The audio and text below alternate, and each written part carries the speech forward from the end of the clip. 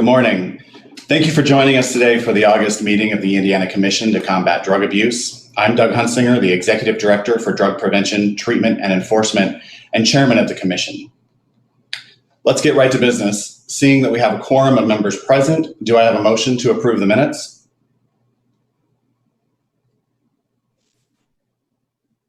So moved. Johnson, a second. Second. Thank you. All in favor? Aye. Opposed, the same sign?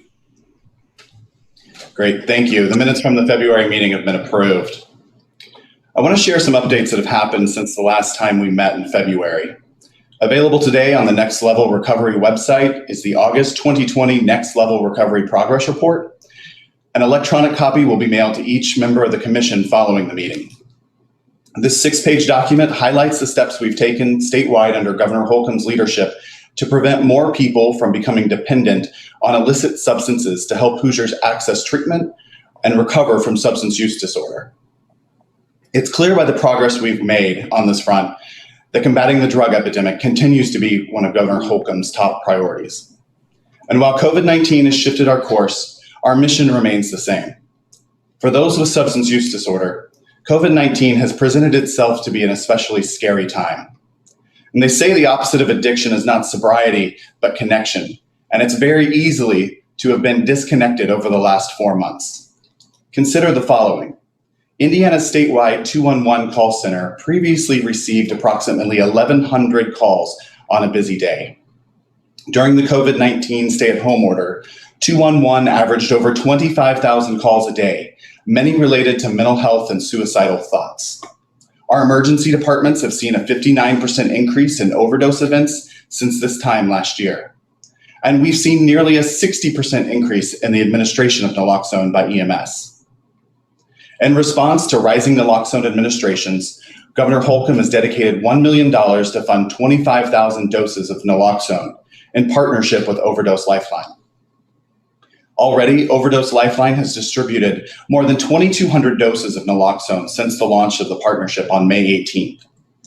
In conjunction with this announcement, Indiana Medicaid has received approval from CMS that allows for full reimbursement for emergency medical responders who administer naloxone. Indiana is the first state in the nation for EMS for Medicaid to pay EMS providers for both the administration of the drug and for the medication itself. And beginning in mid-August, every offender with a history of substance use disorder will receive a supply of naloxone upon release. The COVID-19 pandemic is creating and exacerbating mental health problems and substance use disorders, resulting in an increased need for crisis intervention and resources for psychological well-being. And our administration is responding.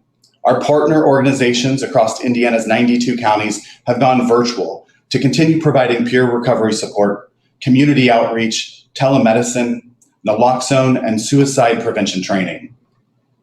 Recently, the governor, Dr. Sullivan, and I spoke with Jim Carroll, the director of the Office of National Drug Control Policy, to discuss some of the policy changes that have been made during the COVID and how we'd like to see them become permanent. We'll continue to have these conversations with our federal partners to ensure that lessons learned during this time continue. Like I said before, COVID-19 shifted our path, but our mission remains the same, and we continue to make progress. We've witnessed a 138% increase in residential treatment beds since Governor Holcomb took office in 2017. And through our partnership between Open Beds and Indiana 211, more than 1,400 Hoosiers have been referred to a treatment service via the digital platform. All across our state, communities have banded together, creating strong local coalitions that are connecting people to care and attacking the drug epidemic. At a state level, we've been helping fund many of these coalitions and providing technical assistance. These coalitions have helped to bring mobile response teams to areas that lack treatment capacity and quick response teams that lack follow-up care. We have 20 hospitals with peers in the emergency department, and they've engaged over 1,500 patients.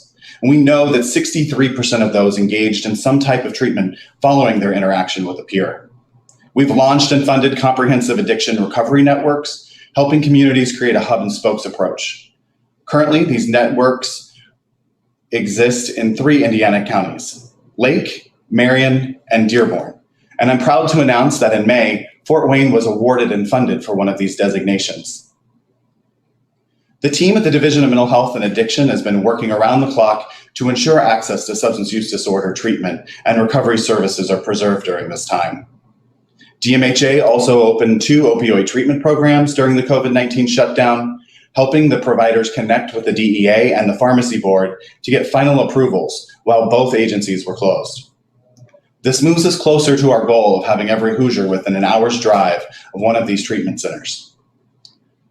Just a few weeks ago, that same team launched the Be Well Crisis Helpline as part of Indiana 211, where any Hoosier can call and speak with a trained crisis counselor 24/7 free of charge.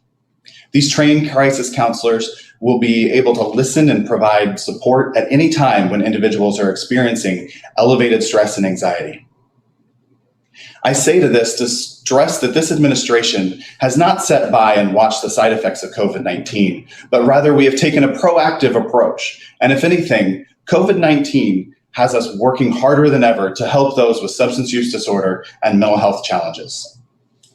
It's now my pleasure to introduce Dr. Jen Sullivan, the Secretary of the Indiana Social Services Administration, to talk more in depth about the work being done at her agency and to make an announcement. Jen? Thank you so much, Doug. It's really great to join all of you today and to see your faces, some for the first time in 5 months when we're used to seeing each other all the time.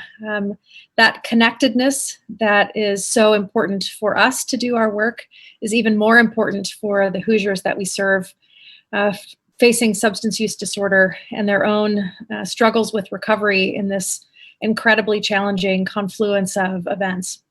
We're really excited for the partnerships that have been happening with Doug's team, within DMHA, with our partners across the state, Mental Health America, and then our federal partners as well, who have helped us launch multiple programs in record time to make sure that we are available for people in their times of need.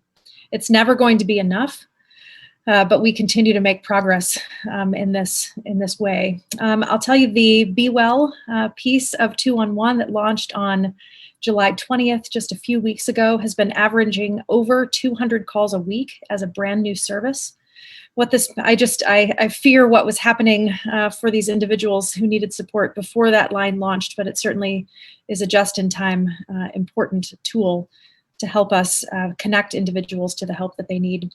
In fact, 10 of those calls thus far have resulted in calling 911, an emergency response, to the home of the individual who called. Red flags recognized by our trained counselors on the other end of the line, realizing that there was a significant risk for those individuals. Lives have been saved because of the work that this partnership has allowed for us to do. We also are really pleased with the outcomes that have happened just on day one of our crisis response, turning on telehealth as an opportunity for individuals to be able to access mental health treatment, behavioral health services, and substance use disorder services as well. We actually have seen an equivalent number of claims with Medicaid using telehealth as we had for in-person services last year. So individuals were very readily accessible to using this service, and we are looking forward to keeping that as part of the landscape of how we do mental health care delivery for the state of Indiana in the future. I do want to talk a little bit about a new program that I'm very pleased to announce to you today and report to the Commission, that the Indiana Division of Mental Health and Addiction and Mental Health America of Indiana have joined together to expand access to peer supports through the Indiana Recovery Network. This will help those with mental health and substance use during COVID-19 and throughout Indiana's recovery. Peer supports are trained professionals with personal experience with mental health or substance use disorder who work alongside and support others with their recovery. Formed in 2018, the Indiana Recovery Network is a grassroots network that now consists of more than 60 recovery-based organizations. Peer supports play a critical role in helping a person sustain their recovery through one-on-one connections and relationships. We're thrilled to partner with Mental Health America of Indiana to significantly upgrade Indiana's peer recovery infrastructure and to support Hoosiers in recovery. The expansion is funded by over $1 million in grants from the Federal Substance Abuse and Mental Health Services Administration, or SAMHSA, and will result in the addition of at least 40 part and full-time peer recovery specialists at 16 of the recovery-based organizations across Indiana. This funding allows for peer recovery specialists to reach out to multiple community organizations to offer support and resources to the persons in recovery. These organizations include treatment providers, criminal justice partners, syringe service programs, and others. To illustrate the reach and impact of the Indiana Recovery Network, just a few statistics. In May and June of this year, 1,362 Hoosiers received recovery supports. 374 of them served through direct peer supports. 988 people served through groups. And in total, during these months, the peers in the network spent nearly 1,000 hours helping their fellow Hoosiers. To be connected to a recovery-based organization, we encourage Hoosiers to visit our website at indianarecoverynetwork.org. This has been a long time in the making, and we are so excited to continue to solidify this partnership and make the proven, evidence-based extension of this part of healthcare and recovery to peer supports as part of the permanent landscape of how we support recovery in the state of Indiana. Thank you, Doug. Can you put that together? And I'd like to now turn the microphone over to Brandon George, who is going to talk a little bit more about this experience. And thank you so much for being with us today, Brandon. Thank you, Dr. Sullivan and Director Huntsinger, members of the commission, for allowing us to talk a little bit about the Recovery Hubs project. The Recovery Hubs are really going to help those Hoosiers that are most in need, both mental health issues and substance use disorder. It can be easy in the middle of COVID with all of our attention focused on helping all Hoosiers with COVID, that we're not just in the middle of a pandemic, but we're also in the middle of an overdose epidemic and an addictions epidemic. And while treatment has pivoted largely, as discussed, to online services, virtual services, recovery up to this point had not done the same. We had hundreds, if not thousands, of recovery resources, social supports, meetings, churches, all the places where people with substance use disorder go to get help, no longer accessible. And even those that did switch to virtual, a lot of those that are in need don't have the resources, don't have the internet, don't have the capability to get on those. And so the regional recovery hubs and this massive expansion of peer support in Indiana are really going to help get those most in need, both virtually and in person. Something that I really think is unique about this as well is recovery is local, and so there is no one-size-fits-all approach. What recovery looks like in Marion County is much different than what it looks like in Orange County or Perry County. And the way that this has been set up has really allowed us to work with local groups and expand what they're already doing in their own community, so that we can focus on minority populations, so that we can focus on urban populations and others as that local organization deems fit. I'd like to thank Dr. Doss and her behavioral health team. We've also set up a referral source with the Department of Corrections. It's always hard to transition out of correctional facilities into the community, even in a perfect world. And during COVID, that's become even more challenging. So now we connect people with recovery coaches on the way out the door. I just want to thank Director Huntsinger, Dr. Sullivan, Director of DMHA, Jay Chaudhry, and his team for working tirelessly on this over the last couple months. We've seen resources cut around the country when it comes to addiction slashed. And what we see in Indiana is our leadership doubling down to make sure people don't get left behind. So I'm proud to be in Indiana. I'm proud to be part of this. And thank you all for the time today. Well, thank you, Brandon. We very much appreciate your partnership and all the work that Mental Health America of Indiana and the Division of the Mental Health and Addiction have put into this initiative. Our next presenter has been hard at work helping the state's prescribers and pharmacists with the tools they need to help lower our state's prescription rate. And from their tireless efforts on integrating Inspect, our state's prescription monitoring program, into our electronic medical records and our pharmacy systems, to ensuring that OTPs could receive licensure during COVID, they've been very busy. So our statewide prescription rate is holding steady, but we know there's more progress that can be made on this front. So during COVID-19, PLA released their prescriber report cards through Inspect, and Deb Frye, the executive director of the professional licensing agency, is with us here to report on that launch. Deb? Thank you very much. I appreciate being with all of you today and the opportunity to share what we've been doing here with Indiana's PDMP. And as Doug said, we have been actively working on enhancements to Indiana's Inspect program, and we're happy to announce the rollout of Inspect prescription report cards. This is something that's been coming for a while, and we're looking forward to the enhancements that it creates. In an effort to address rising prescription rates in Indiana, the Inspect program implemented prescriber report cards for all practitioners who are authorized to dispense controlled substances just here in the month of July of this year. So we're just rolling those out and making those available to our prescriber community.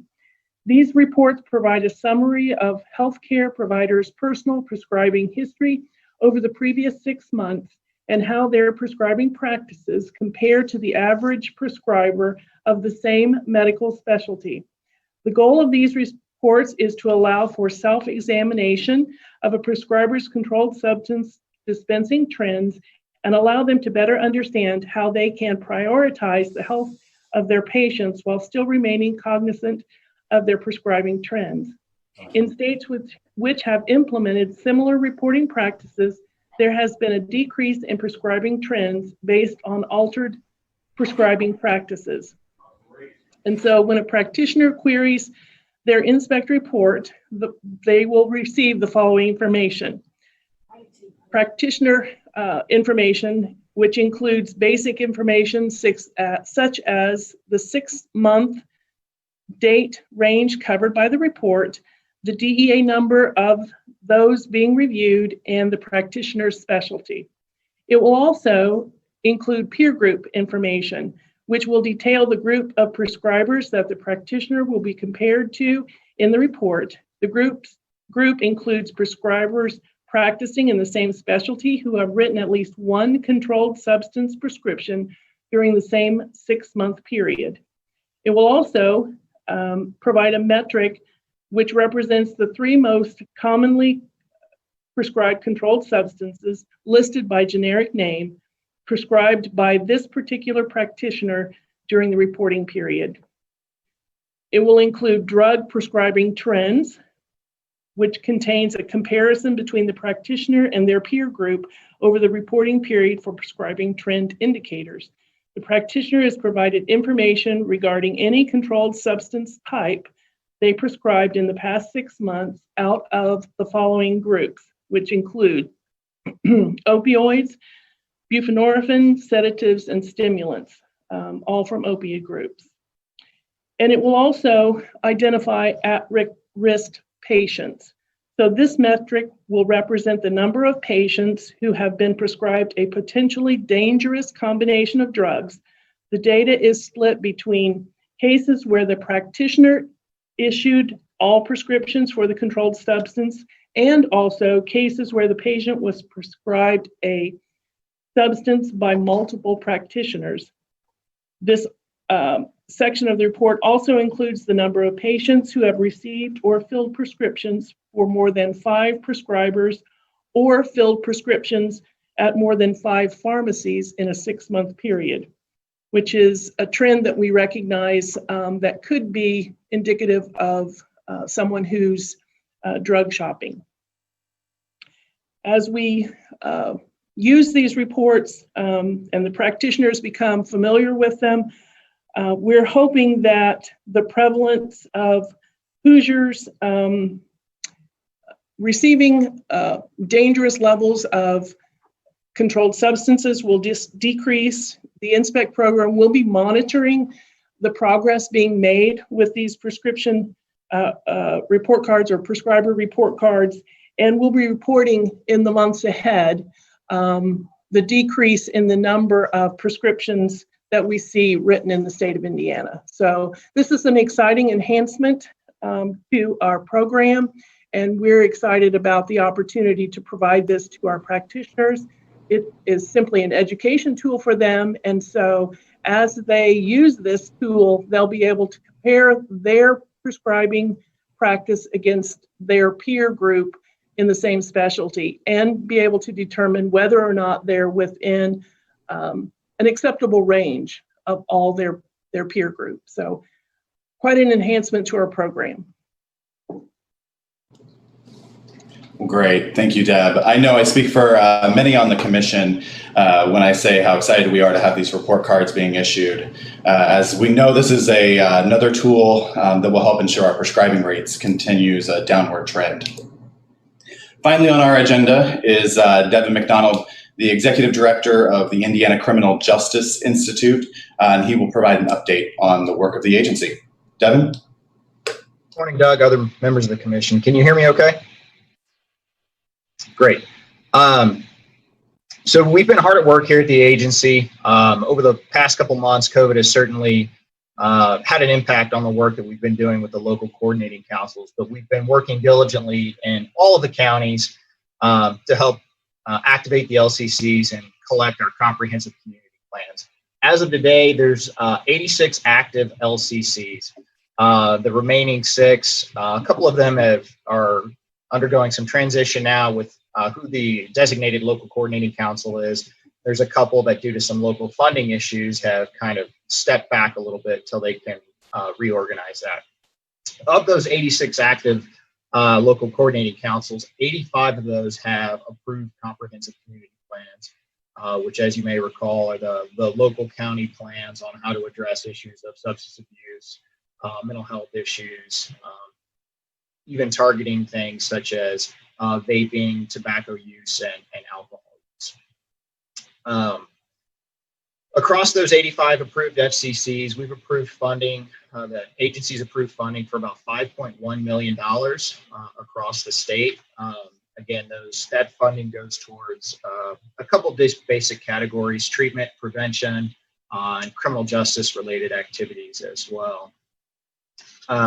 I would like to highlight that over the past several months, we've worked with 5 entities around the state to distribute a little bit over $500,000 in state drug-free communities funding. Those grants ran through the Criminal Justice Institute and went to Hamilton County, Jasper County, Marion County, Porter County, and Scott County. Of those programs, the Hamilton County Council on Substance Abuse was granted $60,000 to develop an education and technical assistance program for clinicians and medical providers regarding heroin prescription, opioid abuse, and HIV education as well.